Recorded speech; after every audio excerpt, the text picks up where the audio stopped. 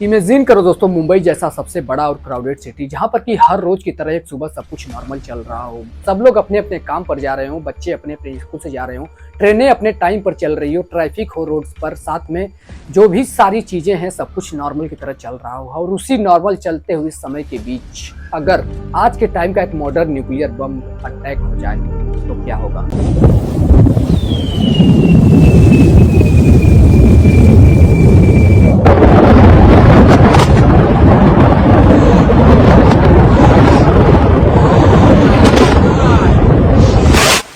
एक ऐसा nuclear bomb जो पावर में 1945 में अमेरिका द्वारा जापान के हिरोशिमा और नागासाकी शहर पर गिराए गए एटम बम से सैकड़ों गुना हजारों गुना बड़ा हो।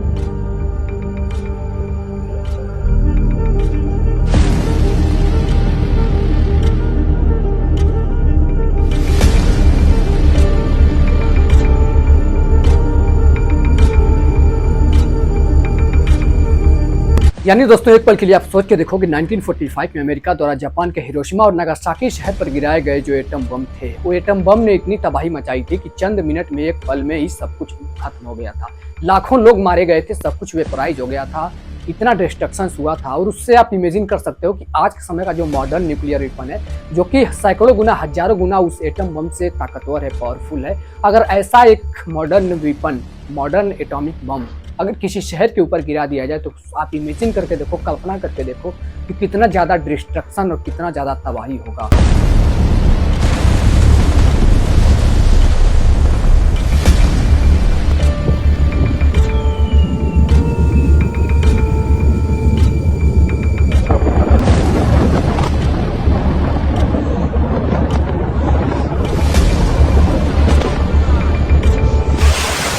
आइए समझने की कोशिश करते हैं आज का मॉडर्न न्यूक्लियर बम जो 1945 में इस्तेमाल हुए न्यूक्लियर बम से हजारों गुना, सैकड़ों गुना बड़ा है। अगर उसको मुंबई जैसे शहर पर गिरा दिया जाए तो कितना ज़्यादा डिस्ट्रक्शन देखने के लिए मिलेगा और किस प्रकार से न्यूक्लियर बम वर्क करता है। इन सारे प्रोसेस को और चीज़ों को समझते हैं डिटेल्स में आगे इस वीडियो में।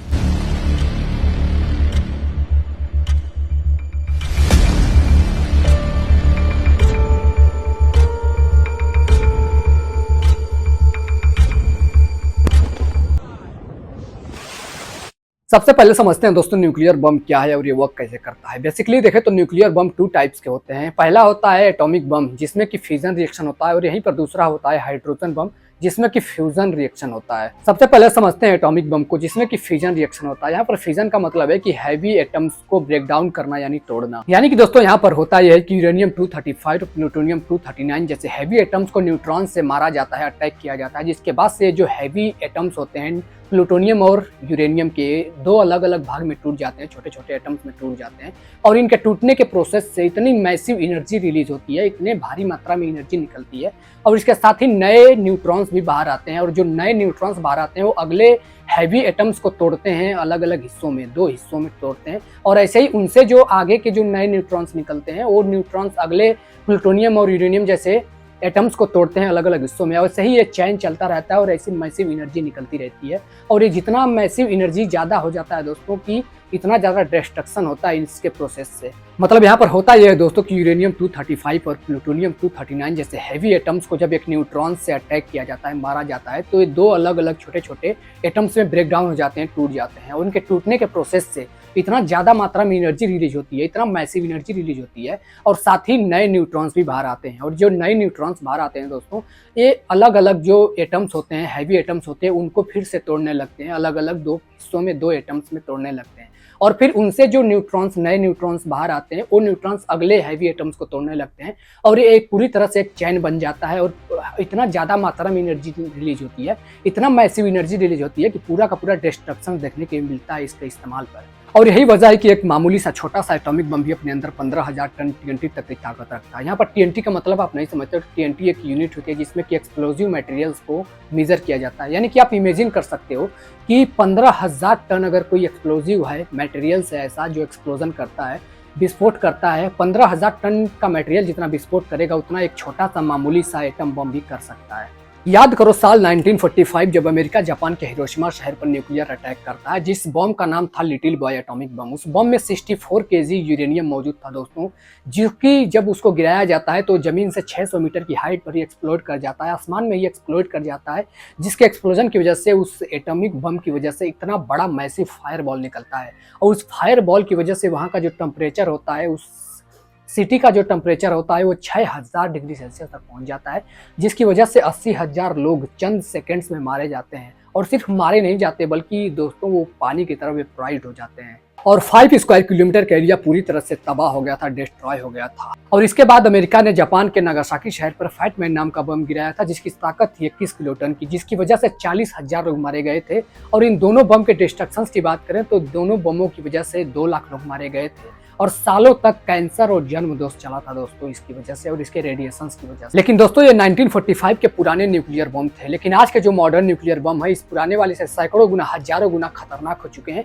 क्योंकि आजकल के जो न्यूक्लियर बम बनाए जा रहे हैं वो थर्मो न्यूक्लियर यानी कि हाइड्रोजन बम के रूप में बनाए जा रहे हैं, जो कि इन पुराने वाले 1945 वाले बम से हजारों गुना, सैकड़ों गुना ज्यादा डिस्ट्रक्टिव और ज्यादा खतरनाक हो चुके हैं। यानी कि दोस्तों जो आज का मॉडर्न न्यूक्लियर बम है, जैसा कि हाइड्रोजन बम, इसमें 2 तरह के स्टेजेस होते हैं। इसमें जो पहला स्टेज होता है जिसमें कि फिजन रिएक्शन होता है, इसमें होता यह है दोस्तों, जैसा कि मैंने वीडियो के पहले बात करा कि जब ये फिजन रिएक्शन होता है तो इसमें जो एक सिंगल एटम होता है, हैवी एटम्स होते हैं, वो सिंगल एटम 2 छोटे छोटे एटम्स में ब्रेक डाउन होने लगते हैं।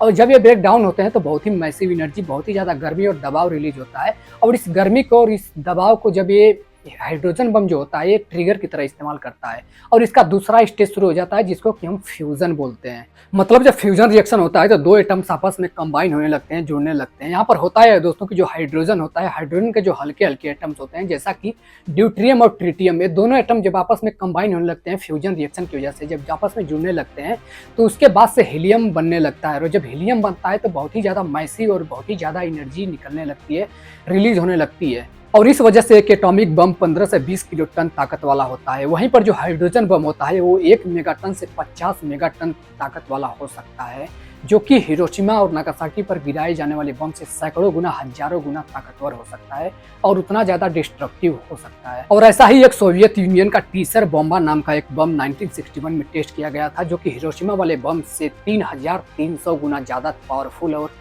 डिस्ट्रक्टिव था। यानी कि दोस्तों आज के समय पर अमेरिका और रशिया के पास इतना ज्यादा न्यूक्लियर वेपन्स है जो कि इतना ज्यादा पावरफुल है कि अगर ये चाहे तो पूरी के पूरे दुनिया को खत्म कर सकते हैं, वो भी कई बार। अब एक पल के लिए आप इमेजिन करो और सोच के देखो दोस्तों कि मुंबई जैसे शहर पर अगर आज का सबसे बड़ा मॉडर्न न्यूक्लियर बम से अटैक कर दिया जाए, जो कि हिरोशिमा और नागासाकी पर 1945 में इस्तेमाल किए गए जो एटम बम थे उससे हजारों गुना पावरफुल और हजारों गुना तबाही मचाने वाला है, तो आज के समय पर मुंबई शहर का क्या होगा और कहाँ तक इसका इम्पैक्ट देखने के लिए मिलेगा। क्योंकि जब भी किसी कंट्री के ऊपर या किसी सिटी के ऊपर न्यूक्लियर बम का अटैक होता है तो सबसे बड़ा और सबसे ज़्यादा डिस्ट्रक्टिव वाला जो बम होता है उसी को इस्तेमाल किया जाता है। वो इसलिए दोस्तों ताकि दुश्मन जो होता है उसको पूरी तरह से डिस्ट्रॉय किया जा सके, ताकि ये इंश्योर किया जाता है कि अगर वो दुश्मन बच गया तो हम पे फिर से अपोजिट अटैक करेगा। इसी चीज़ से बचने के लिए पूरा का पूरा डिस्ट्रक्शन, ज़्यादा से ज़्यादा डिस्ट्रक्शन हो सके, इसीलिए सबसे बड़ा और सबसे भारी और खतरनाक एग्जिस्ट करने वाला एटम बम या न्यूक्लियर बम का इस्तेमाल किया जाता है कंट्रीज के द्वारा। इसलिए आप इमेजिन करके चलो कि अगर आज के समय पर मुंबई के ऊपर सबसे बड़ा एग्जिस्ट करने वाला न्यूक्लियर बम अटैक हो जाए तो सबसे पहले कुछ सेकंड में एक बहुत ही तेज रोशनी निकलेगी वहां से। वो रोशनी इतनी ज़्यादा पावरफुल होगी दोस्तों कि सूर्य की जो रोशनी होती है उससे कई हजार गुना ज़्यादा होती है, जो कि हमारी आंखों पर पड़ते ही हमारी आंखों की रोशनी छीन लेती है, डिस्ट्रॉय कर देगी। और पहले कुछ सेकंड्स के अंदर ये एक बहुत बड़ा फायर बॉल निकलेगा और फायर बॉल इतना ज़्यादा दूर तक फैलेगा कि जिसकी वजह से जो वहाँ का टेम्परेचर होगा, जो तापमान होगा उस सिटी का, वो करोड़ों डिग्री सेल्सियस से भी ज़्यादा पहुँच जाएगा। आप इमेजिन करो और सोच के देखो कि जिस सिटी के ऊपर करोड़ों डिग्री सेल्सियस, जो कि सूर्य का जो सतह है उससे भी ज़्यादा डिग्री सेल्सियस का टेम्परेचर अगर किसी सिटी के ऊपर आ जाए तो उसका क्या होगा, पूरा का पूरा सिटी वेपोराइज हो जाएगा। मीन्स अगर आज के समय पर मुंबई सिटी के ऊपर अगर न्यूक्लियर अटैक हो जाए तो पूरा का पूरा मुंबई सिटी, जो वहाँ पे लोग होंगे, जो गाड़ियाँ होंगी, जो बसेज होंगे, जो स्टेशन होंगे, हर एक चीज़ सॉलिड से लेकर के लिक्विड तक हर एक चीज़ एक गैस की तरह वेपोराइज हो जाएगा। और इस वेपराइज होने के बाद जो उससे धुआं निकलेगा, जिस प्रकार के डिस्ट्रक्शंस होगा कि पूरा का पूरा आसमान हमारा काला हो जाएगा। और सिर्फ आसमान मुंबई के ऊपर ही नहीं बल्कि पूरा का पूरा कंट्री को कवर कर लेगा। यहाँ तक कि हमारा पूरा इंडिया कंट्री के साथ साथ अगल बगल की जो कंट्रीज है हमारे सटे हुए, पाकिस्तान तक में उसका जो राख होगा और राख का बादल बन जाएगा पूरा आसमान में। हमको धूप तक देखने के लिए नहीं मिलेगी और ना ही धूप की कोई रोशनी या कोई किरण हमारे अर्थ तक पहुंच पाएगी। और पूरा का पूरा जो शहर होगा, पूरा का पूरा जो कंट्री होगा, पूरा का पूरा तबाह हो जाएगा हमेशा हमेशा के लिए। और मुंबई के साथ साथ उसके मुंबई के अगल बगल के जितने सारे डिस्ट्रिक्ट्स हैं, पुणे की बात करो या इस तरह के जितने सारे सटे हुए डिस्ट्रिक्ट्स हैं, सारे डिस्ट्रिक्ट्स में इसका रेडिएशन और इसका इम्पैक्ट देखने के लिए मिलेगा। और वहाँ पे रहने वाले लोगों की जो स्किन होगी, जो लोग होंगे, उनकी स्किन से रेडिएशन और हीट की वजह से पूरा गल करके गिरने लगेगी, सड़ने लगेगी। इस प्रकार का डिस्ट्रक्शन देखने के लिए मिलेगा। सारे के सारे लोग मारे जाएंगे चंद सेकेंड्स के अंदर। यानी कि दोस्तों मुंबई के साथ साथ कई 100 किलोमीटर तक पुणे तक में इसका डिस्ट्रक्शन इतना ज़्यादा देखने के लिए मिलेगा कि वहाँ के रहने वाले लोग भी जिंदा नहीं बचेंगे। सारे के सारे लोग मारे जाएंगे। जितनी सारी आबादी होगी पूरी मुंबई की आबादी वेपराइज हो जाएगी। और उसके सटे हुए जितने सारे डिस्ट्रिक्ट्स हैं, पुणे हैं, जितने भी डिस्ट्रिक्ट्स उसके आसपास आते हैं, सारे डिस्ट्रिक्ट्स में रहने वाले लोग भी इस रेडिएशन और हीट का इम्पैक्ट इतना ज़्यादा होगा, इस बड़े वाले न्यूक्लियर वेपन का इम्पैक्ट इतना ज़्यादा होगा कि यहाँ पर रहने वाले लोग भी कहीं ना कहीं कुछ दिन के अंदर ही मारे जाएंगे। यानी इतना ज़्यादा डिस्ट्रक्शन, इतना ज़्यादा तबाही होगा कि इससे निकला हुआ धुआं हमारे पूरे कंट्रीज़ को, साथ में अगल बगल की जो कंट्रीज़ हैं, पाकिस्तान वगैरह को कवर कर लेगा। पूरे आसमान में एक धुएँ का बवंडर बन जाएगा, एक बादल बन जाएगा, जिसकी वजह से जो हमारी सूर्य की रोशनी है, जो किरण है, वो अर्थ तक पहुंच नहीं पाएगी। और जब सूर्य की रोशनी या सूर्य का रेज अर्थ तक पहुंचेगा नहीं, तो फिर उसके बाद से जितने सारे अगल बगल कंट्रीज़ में फैले हुए जितनी सारी स्पेसेज हैं, सारे स्पेसेज पे सब कुछ ब्लॉक हो जाएगा। सारे पेड़ पौधे, सारे पशु पक्षी सब मारे जाएंगे। पूरी की पूरी तरह से जो कंट्री है हमेशा हमेशा के लिए रेडिएशन से बर्बाद हो जाएगी।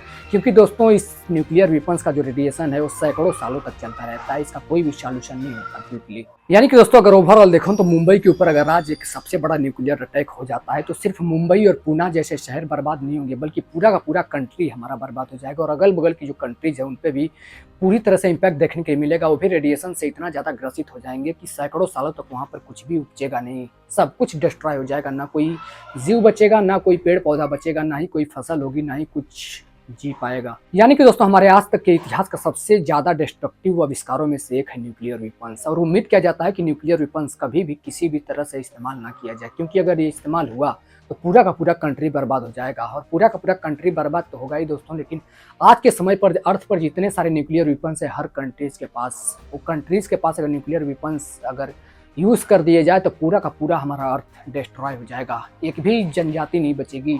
और अकेले अमेरिका और रसिया के पास इतना ज़्यादा न्यूक्लियर वेपन्स है, आज के समय का मॉडर्न न्यूक्लियर वेपन्स, जो चाहे तो पूरे के पूरे अर्थ को ख़त्म कर सकते हैं, इंसानों से विहीन कर सकते हैं, पक्षियों से विहीन कर सकते हैं, पेड़ पौधे सब कुछ खत्म हो सकता है चंद कुछ दिनों में। और इसलिए दोस्तों हमारे अर्थ पर जितने सारे न्यूक्लियर वेपन्स मौजूद हैं, जितने भी कंट्रीज़ के पास हैं, सारे न्यूक्लियर वेपन्स हमारे लिए सिर्फ और सिर्फ तबाही लेकर आएंगे और सिर्फ तबाही का मंजर दिखाएंगे। इसलिए हमको हिरोशिमा और नागासाकी जैसे न्यूक्लियर अटैक से सबक लेना चाहिए और हमको एक शांतिपूर्ण रास्ता बनाकर और शांति से सारे कंट्रीज़ को एक साथ मिलकर रहना चाहिए, ताकि कभी इसका इस्तेमाल करने की नौबत ना आए। क्योंकि अगर इसका इस्तेमाल कर दिया जाएगा तो पूरी की पूरी सभ्यता खत्म। उम्मीद करता हूँ वीडियो आपको इन्फॉर्मेटिव लगा होगा। वीडियो अगर आपको इन्फॉर्मेटिव लगा तो चैनल को प्लीज़ सब्सक्राइब करके बेल आइकन जरूर से ऑन कर देना। मिलते हैं किसी और वीडियो में एक नई टॉपिक के साथ। तब तक के लिए thank you so much for watching this video.